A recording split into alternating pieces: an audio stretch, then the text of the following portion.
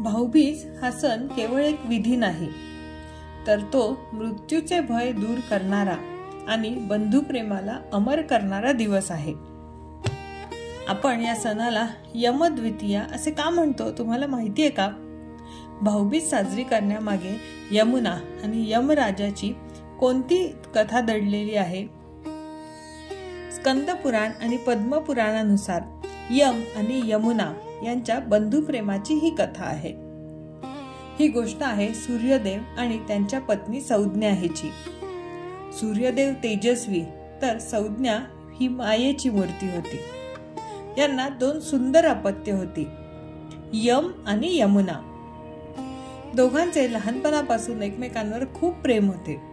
ते एकत्र खेळायचे, हसायचे, भांडायचे, पुन्हा लगेच एकत्र यायचे।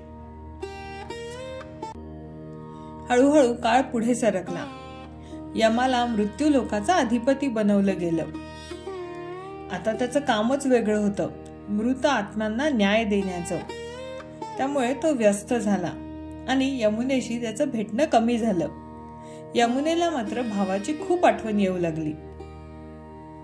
दररोज ती वाट पाहायची, माझा भाऊ माझ्याकडे कधी येईल। त्याचं नाव घेऊन प्रार्थना करायची, हे देवा, माझा भाऊ एकदा तरी माझ्याकडे यावा। आणि मग एक दिवस खरोखरच तो दिवस आला। कार्तिक महिन्याच्या शुक्ल पक्षाच्या द्वितीयेच्या दिवशी यम आपल्या बहिणीला भेटायला आला।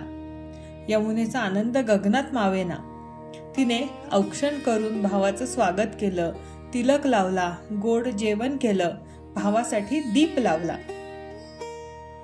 यमुनेचा निस्वार्थ प्रेमभाव पाहून यमराज अतिशय प्रसन्न झाले। यमुनेने यमाकडून एक वरदान मागितले। यमुना म्हणाली, जो भाऊ आजच्या दिवशी प्रेमाने बहिणीच्या घरी जाऊन स्नान करेल, तिच्या हातचे भोजन ग्रहण करेल, त्याला नरक यातना किंवा अकाली मृत्यूचे भय नसावे, त्याला दीर्घायुष्य मिळावे। यमराजाने आनंदाने हे वरदान दिले आणि तेव्हापासून आजचा दिवस यमद्वितीया किंवा भाऊबीज म्हणून प्रसिद्ध झाला। आणि तेव्हापासूनच भाऊबीज साजरी करण्याची परंपरा सुरू झाली। आजही प्रत्येक बहीण आपल्या भावाला ओवाळून तिलक लावते, त्याच्या दीर्घायुष्याची प्रार्थना करते आणि तो भावंडांचा स्नेह पुन्हा नव्याने उजळून निघतो। भाऊबीज म्हणजे फक्त परंपरा नाही, तर भाऊबीज म्हणजे प्रेम, काळजी आणि नात्यातील आपुलकीचा सुंदर उत्सव। आजच्या धावपळीच्या जीवनात भाऊबीज आपल्याला नातेसंबंधांना महत्त्व द्यायला शिकवते। ज्याप्रमाणे यमराजाने आपल्या बहिणीच्या प्रेमाखातर तिला वरदान दिले, त्याचप्रमाणे प्रत्येक भावाने आपल्या बहिणीच्या सन्मानाचे आणि सुरक्षिततेचे रक्षण करण्याचे वचन या दिवशी द्यावे। भाऊबीज म्हणजे बंधुप्रेम, पवित्रता आणि यमराजाच्या कृपेचे प्रतीक। आजच्या दिवशी तुमचे नाते अधिक दृढ व्हावे आणि यमराजाची तुमच्यावर सदैव कृपा राहो। तुम्हाला यमद्वितीयेची ही गोष्ट आवडली असल्यास हा व्हिडिओ तुमच्या भावंडांना आणि मित्रांना नक्की शेअर करा।